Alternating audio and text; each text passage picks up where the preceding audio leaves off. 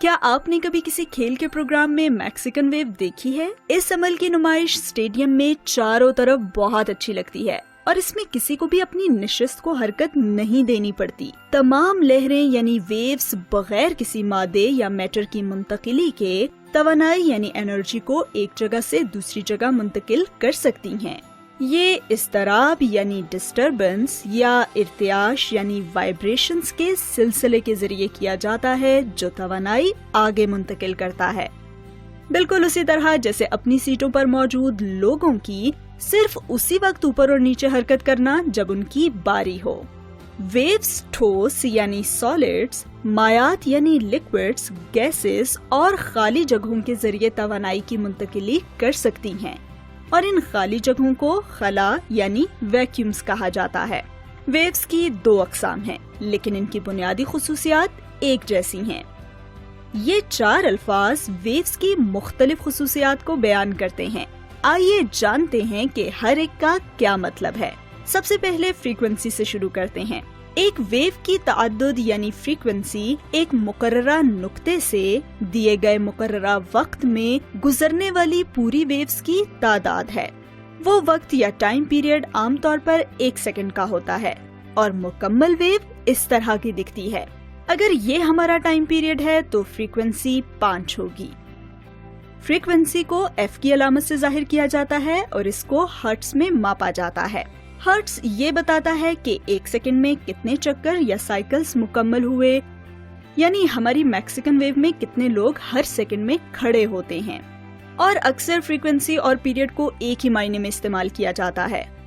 Frequency سے مراد ہوتا ہے کہ کوئی عمل کتنی بار ہوتا ہے، جبکہ پیریڈ سے مراد ہوتا ہے کہ کسی عمل کو مکمل ہونے میں کتنا وقت لگتا ہے۔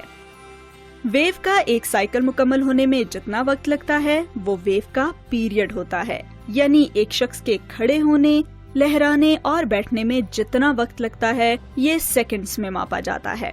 جب کوئی چیز یا عمل بار بار ہوتا ہے تو ہم کہتے ہیں کہ یہ گردشی یا پیریوڈک ہے اور واقعے کا خود کو دہرانے کے لیے وقت کا حوالہ دیتا ہے۔ جیسے سورج کے گرد زمین کا ایک چکر مکمل کرنے کی مدت 365 دن ہے، ایک دن کی مدت 24 گھنٹے اور اسکول میں ایک عام کلاس کی مدت 45 منٹ ہے۔ اب طول موج یعنی ویو لینتھ کے بارے میں بات کرتے ہیں۔ ویو لینتھ ایک ویو کے کسی مقام سے لے کر دوسری ویو کے ویسے ہی مقام تک کا درمیانی فاصلہ ہوتا ہے۔ مثال کے طور پر 2 چوٹیوں یعنی پیکس یا گہرائیوں یعنی ٹرفس کا فاصلہ۔ ویو لینتھ کو یونانی گریک حرف لیمڈا سے ظاہر کیا جاتا ہے اور یہ عام طور پر میٹرز میں ماپی جاتی ہے۔ ویو لینتھس بہت بڑے پیمانے پر ایک دوسرے سے مختلف ہو سکتی ہیں، جیسے ایکس ریز بہت چھوٹی ہوتی ہیں، مرئی روشنی یعنی ویزیبل لائٹ یہاں ہے، اور ایف ایم ریڈیو ویوز کافی زیادہ لمبی ہوتی ہیں۔ تو ہم نے اب تک فریکوینسی، پیریڈ اور ویو لینتھ کو دیکھ لیا ہے۔ تو چلیے اب ہم حد ارتعاش یعنی ایمپلیٹیوڈ کے بارے میں جانتے ہیں۔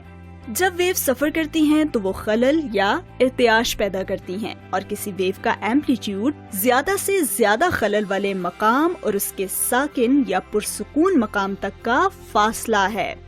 ہموار سمندر کے بارے میں سوچیں اور پھر اس سے اٹھنے والی ویو کے بارے میں سوچیں۔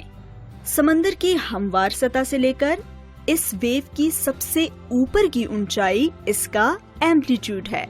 کیا آپ ان ویوز کو لیبل کر سکتے ہیں اور پھر اس کی فریکوینسی جان سکتے ہیں؟ یاد رکھیں کہ اوپر فاصلہ یعنی ڈسٹنس ہے اور نیچے ٹائم ہے۔ ویڈیو روکیں، حل کریں اور جب آپ تیار ہوں تو پلے کا بٹن دبائیے۔ کیا آپ کا جواب ٹھیک ہے؟ ابھی کے لیے آپ کو صرف یہی جاننے کی ضرورت ہے کہ ان 4 کلیدی الفاظ یعنی کی ٹرمز کے کیا معنی ہیں۔